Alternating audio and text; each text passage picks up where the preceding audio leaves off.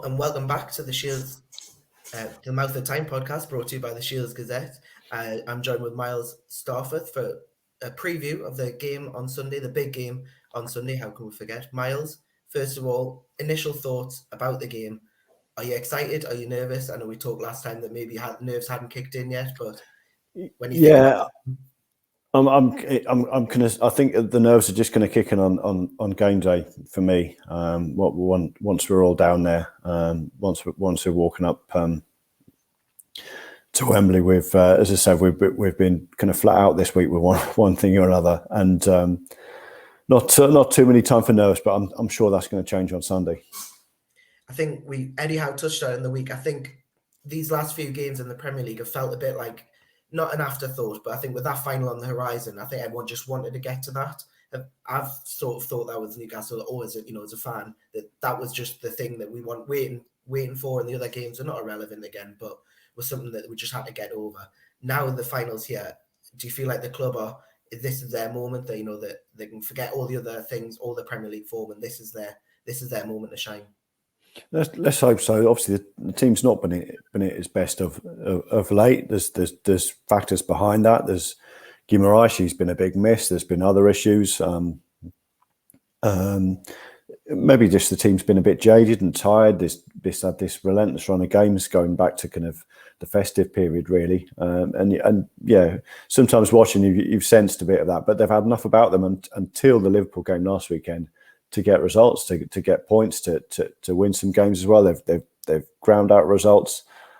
But yeah, this final's been on the horizon, and it's been like that for us as journalists, as fans. So you can only imagine it's as professional as the players are. It's at the back of their minds as well. This is potentially one of the biggest games some of them will play in their careers. So it's been kind of there, and Howe touched on this at the media day on Tuesday. They just want the game to come around now, and once it's out the way, win or lose, whatever happens, they can then refocus on the league and finishing as high up the table as they can. You mentioned him before, Bruno. He's back after 3 games. That's got to be a massive boost in Newcastle, isn't it? Yeah, it is, and watching an interview with him this week, when he left the pitch against Southampton, his biggest concern was was him thinking he potentially missed the final. That's what it means to him. He spoke quite well about coming to this club, wanting to be part of the story, wanting to write a chapter in this story and win something.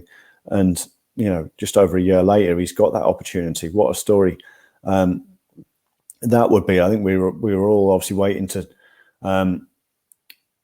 we were all concerned when he got sent off. What would that mean for the club? Of course, he wouldn't meet the final. He's missed 3 league games. The caveat is he's a lack of match fitness, a lack of match sharpness. He's a fit player, covers an incredible amount of ground, but is he going to be able to last 90 minutes on the back of missing 3 league games? That's the big question mark. Though adrenaline will count for a lot. Let's hope at Wembley. Absolutely. I think for me, there's parallels between him and Casemiro. Obviously, Casemiro for Manchester United, he was sent off, so he's missed the Premier League games. But with the Europa League games, he's managed to, regain a bit of that match fitness. So that might be a little bit of a difference, as he said. But for me, Bruno will be a key man for Newcastle on Sunday, as he always is. That we've said before, they're not a one-man team, far from it, but he does elevate them, elevate the standards, elevate them to a new level. Well, he just kind of stitches everything together. He's in the middle, such a dynamic player as well. Any team would miss a player of his quality. Absolutely. And for me, I think another key player for Newcastle on Saturday will be Kieran Trippier. I think that for me, we all know what he can do on the pitch with his free kicks, his dead ball situation, and everything else. But it's them intangible qualities, the leadership, and the fact that he's one of a few players who have actually experienced a big final, big games. He's been in finals for international, semi-finals with England. He's been in Champions League finals. So I think he has a major role to play on Sunday. I don't know what you think about Trippier, or if anyone else you think will play a major role for you. Well, this game, he's achieved a lot in his career, but he's been a losing finalist in his career. So this game actually means a lot to him, and it may be even more so because he'll be wearing the captain's armband. on Sunday. So it's not as if this is any kind of lesser trophy for him, an England international who's played at the very highest level. And as we've spoken about, Bob Moncur speaking to him about the influence of Trippier on the pitch, his captaincy, the leadership. It's so important. Trippier, of course, he's played a lot of games at Wembley. He's been there for big occasions. So, this team's not short of leaders. There's others in the dressing room. Jamal Lascelles, of course, as well. Dan Burn kind of said, I'm kind of one of the kind of leaders early in the week. He says he's not a kind of big speech guy, but if something needs to be said, he'll say it. There's other characters there, which is so important to this team. Absolutely. I think that going into Sunday, we could probably name Eddie Howe starting 11. I think there's not too many, selection problems. The only thing that's probably up for debate is who starts up front. And so who do you think that will be? Is your good feeling? My gut feeling is we're going to see Callum Wilson up front. Obviously, Eddie Howe was given nothing away on Tuesday. He rarely gives anything away before games. But I just think Callum Wilson's going to start this game, and Isak's obviously not a bad player to come off the bench. One or two issues elsewhere in the team as well. Of course, Joe Willock, touch and go. Be hard to see him starting if he hasn't been able to train this week after that hamstring injury, even if he is included in the squad. So you would potentially think Joelinton will have a midfield role that opens up who's playing the left side of the attack. So there's a few issues. Of course, he could play Wilson and Isak together. That would be a surprise, but it's an option. And Anthony Gordon, of course, is suspended, so he's not available. So there's one or two decisions. I don't know which way you think he'll go, Joe. Yeah, I think it'll be Wilson. I think that for a final, I think you need that experience, and nothing against Alexander Isak, but considering he's not played much in England and with this team, I think that Howe will probably look at Wilson and think, you know what he's going to get from Callum Wilson. You can trust him working at Bournemouth and Newcastle. You know exactly what is going to be required from him, and I think that, as you said, Alex Isak's brilliant player to bring off the bench. We saw his impact, in a few games earlier this sort of calendar year that when he's come off the bench. I think about that Southampton away, like that first game. He was a little turn and set up Joelinton's goal. So I think I just think it's a brilliant selection dilemma for him to have two top quality centre forwards going into a final. Really, I think that Manchester United won't want to face either of them, to be honest. Both people have different sets of skills, and I think that it's a good place for Howe to be in.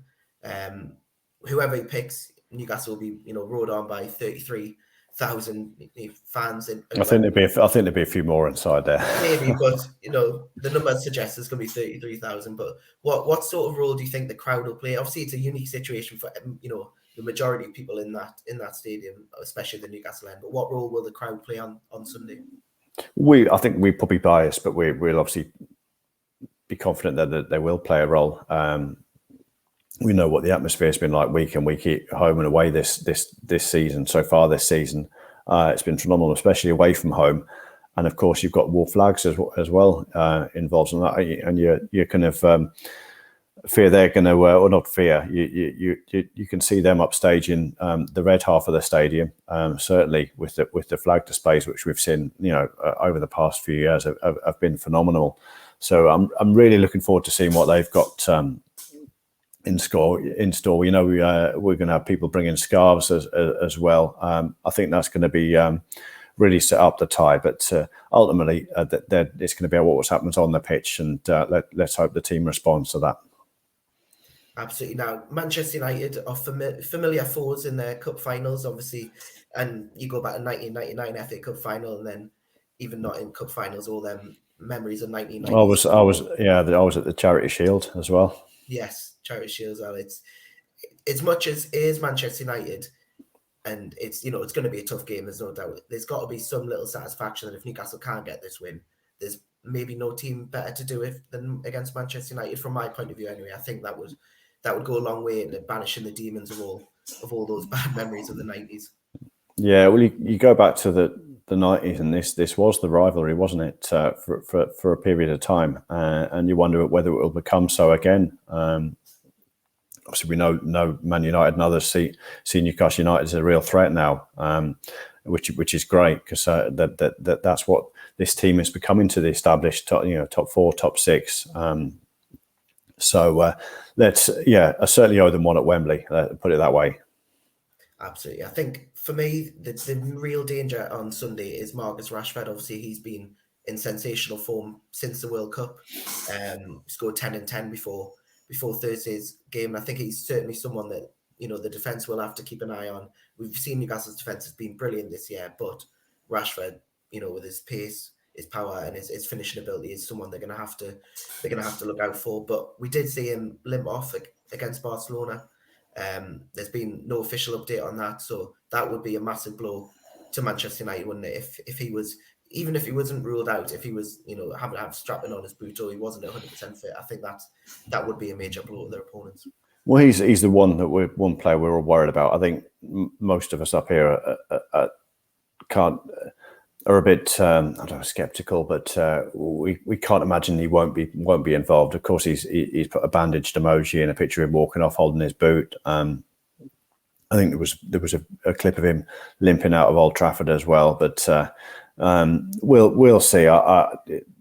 It's hard to imagine that would keep him out of the game. In terms of defence, which you touched on, event has been absolutely tremendous, but there's been one or two things that will concern Eddie Howe. There was those two goals conceded from corners in successive games.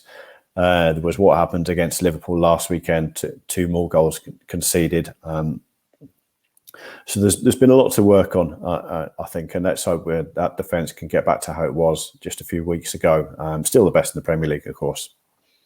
Yeah, there's definitely no need for a massive overhaul just for one game. I think as fans and maybe people who've covered the club for a long time, I think we're always naturally sceptical, naturally worried going into big games like this. But we've seen that Eddie Howe and his team, I can't imagine them changing. I think we've seen their preparations won't change for a big game. They're very much just treat this as normal, and they don't fear anyone, do they? This lot.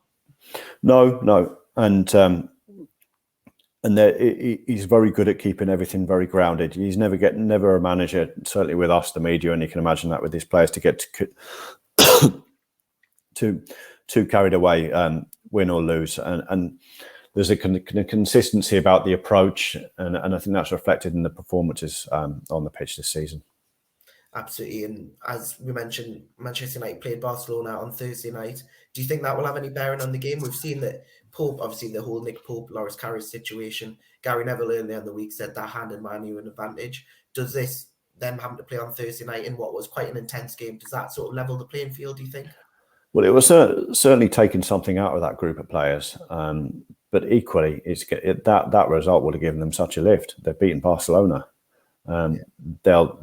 Why can't they go on Sunday and beat Newcastle United? They'll be thinking. So it can go two ways. Physically, of course, and even mentally, they'll have been drained a little, which isn't the case up here, as there's been no game. It's been a regular week on the training ground. But the concern is that result gives them a lift, which would counter any kind of fatigue or mental fatigue, which is in that dressing room. I'm going to put you on the spot here. What are your score predictions for Sunday? What do you think is going to happen? I'm absolutely not going to tempt fate. Obviously, I'm hoping for a win, but one thing I will predict is that it's going to be that Newcastle United will be very, very competitive at Wembley, and we'll see a close game. But obviously, everything's crossed for a win. Absolutely. I think I spoke to the Manchester World writer earlier this week, and I think he and myself are predicting a very close game, a bit like we saw at Old Trafford back in October. I think it's going to be two solid defences, not giving much away. I think that if there's going to be anything separating, it might just be the odd goal. And I think that's the thing with Newcastle United this season. Even in the two defeats, they've been competitive. They were competitive against Liverpool with 10 men. It took 98 minutes to beat them at Anfield early in the season. They've been competitive away at Old Trafford. You look at their results since that game, it's absolutely phenomenal. So week in, week out, they've competed even when they've not been at their best, and they'll go to Wembley with the same kind of mentality. Absolutely. I think it's whatever happens, it's going to be a great weekend. And the best way you can stay up to date with everything from Wembley is with the Shields Gazette. Miles, try and enjoy the weekend if possible, and we look forward to seeing everybody. I'll see you in the fountains on Saturday night, Joe. Yes, of course. Thank you for listening to the latest episode of the Mouth of Tyne podcast, brought to you by the Shields Gazette.